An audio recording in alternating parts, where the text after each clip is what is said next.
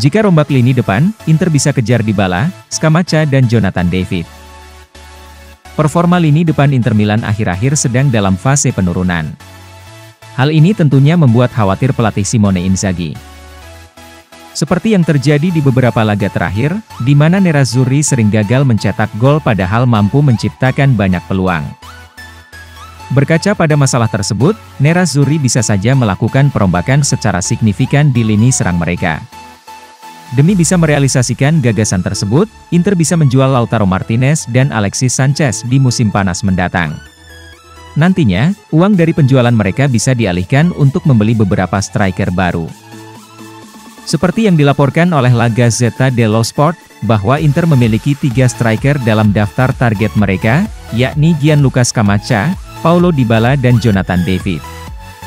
Penyerang Sassuolo, Gianluca Scamacca telah lama didambakan oleh CEO Inter, Beppe Marotta, dan ia sudah mengadakan pertemuan rutin dengan Sassuolo tentang transfer striker Italia tersebut ke Giuseppe Meazza.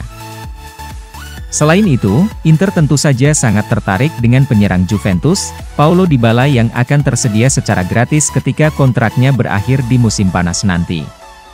Inter sedang menunggu untuk melihat apakah La Gioia akan menandatangani kontrak baru di Juventus atau tidak. Target selanjutnya adalah striker Lille, Jonathan David yang diperkirakan akan menelan biaya transfer sekitar 50 juta euro. Dia juga tengah dibidik oleh Barcelona dan AC Milan.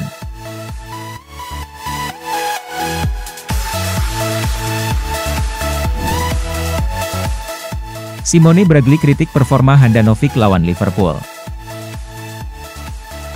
Meski menelan kekalahan 0-2 di Giuseppe Meazza, namun Inter telah menampilkan permainan yang sangat bagus dan sempat membuat pasukan The Reds menderita. Namun permainan Inter seketika terhenti setelah Roberto Firmino membuka skor dengan sundulannya pada menit ke-75. Mohamed Salah kemudian menggandakan keunggulan Liverpool menjadi 2-0 pada menit ke-83. Gol kedua ini berawal dari tendangan bebas Trent disundul Van Dijk dan mengarah ke Salah yang sukses mencetak gol dengan melakukan tembakan di antara kerumunan pemain. Handanovic bahkan tidak bereaksi sama sekali untuk mencoba menghalaunya. Mohamed Salah kemudian menggandakan keunggulan Liverpool menjadi 2-0 pada menit ke-83. Gol kedua ini berawal dari tendangan bebas Trent disundul Van Dijk dan mengarah ke Salah yang sukses mencetak gol dengan melakukan tembakan di antara kerumunan pemain.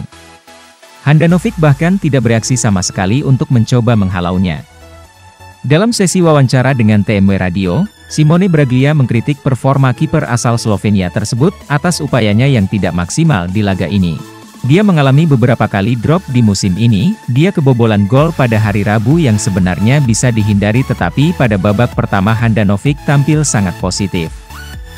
Dia bisa disalahkan untuk beberapa gol, di mana refleksnya tidak seperti dulu lagi.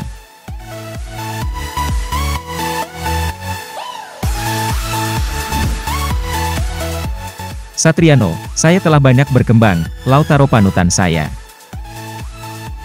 Striker Inter Milan yang saat ini dipinjamkan ke Stade Brest, Martin Satriano merasa senang dengan perkembangan pesatnya saat ini.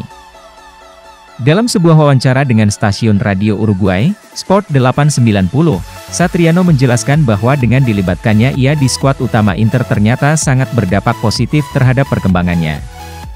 Dia juga menjadikan Lautaro Martinez sebagai panutannya. Saya berkembang pesat setelah menjalani pelatihan dengan tim utama Inter.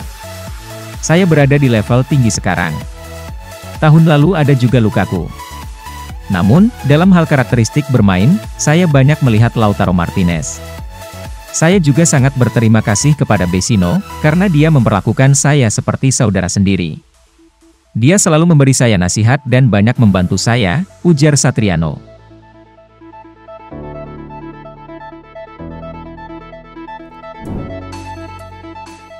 Negosiasi kontrak baru untuk Ivan Perisic masuk fase akhir. Proses negosiasi Inter Milan dan Ivan Perisic dilaporkan sudah hampir mencapai titik akhir. Laporan terbaru dari La Gazzetta dello Sport menyebut jika Perisic sudah siap melonggarkan tuntutan gajinya, namun tidak jauh dari angka 6 juta euro per musim. Dalam negosiasi akhir, media yang berbasis di Milan tersebut sangat yakin jika keputusan akhir kedua belah pihak tidak akan jauh dari nilai 5 juta euro per musim. Sebelumnya, pihak Inter menantang Perisic untuk mencari klub yang sanggup memberikan gaji sebesar 6 juta euro baginya.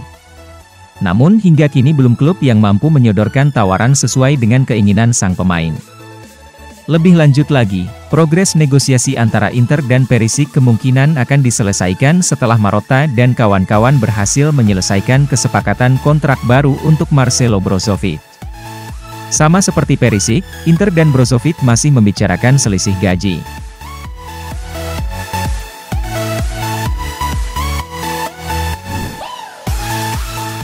Inter optimis Alessandro Bastoni bisa main lawan Sassuolo. Dilansir dalam La Gazzetta dello Sport, proses sidang Bastoni dilakukan hari Jumat, ditangani oleh kuasa hukum Nerazzurri, Angelo Cappellini. Media Italia sudah berusaha mendapat informasi terkait hasil sidang banding tersebut.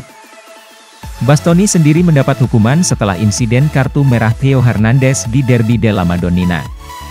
Pemain muda jebolan Akademi Inter tersebut dianggap mengeluarkan statement yang menghina perangkat pertandingan. Pihak Inter menilai jika hukuman larangan bermain di 2 pertandingan terlalu berlebihan. Seharusnya Bastoni hanya dihukum denda, atau maksimal denda dan larangan bermain 1 pertandingan, yang sudah dijalani di pekan kemarin.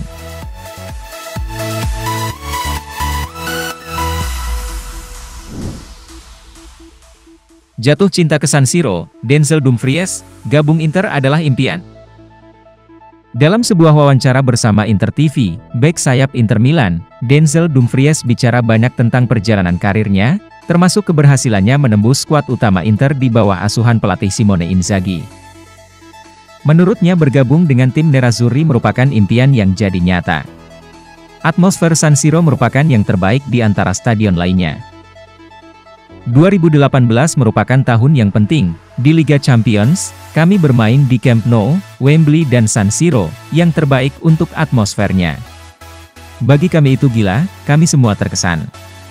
Saya berpikir, hari ini saya bermain di tempat spesial, ujar Dumfries. Lebih lanjut lagi, Dumfries kemudian bicara tentang pertemanannya dengan Hakan Çalhanoğlu. Menurutnya, pemain asal Turki tersebut merupakan sosok yang baik dan menyenangkan. Bukan hanya di dalam tim, tapi juga di luar lapangan.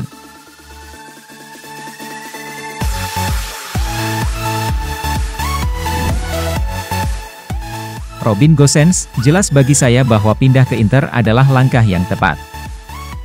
Terlepas dari perasaan yang kuat untuk klub dan kota ini, secara rasional jelas bagi saya bahwa pindah ke Inter adalah langkah yang tepat bagi saya pada waktu yang tepat. Saya tumbuh dalam kondisi terbaik saya sebagai pesepak bola ketika saya harus menghadapi tantangan dan saya harus mengatasi perlawanan, dan sudah seperti ini sepanjang karir saya. Tetapi Anda juga perlu melihat bagaimana rutinitas tertentu berkembang selama karir Anda. Dan semakin saya berada di Bergamo, semakin baik perasaan saya. Dalam permainan saya terus melakukan segalanya untuk Atalanta. Tetapi dalam pelatihan, kecerobohan tertentu merayap di sana-sini karena saya berada di zona nyaman saya dan tidak ada yang bisa terjadi pada saya. Dan itu bukan cara Anda tumbuh dewasa. Di Inter, di sisi lain, saya akan menghadapi perlawanan dan butuh waktu lama bagi saya untuk tampil di depan 80.000 penonton di Giuseppe Meazza.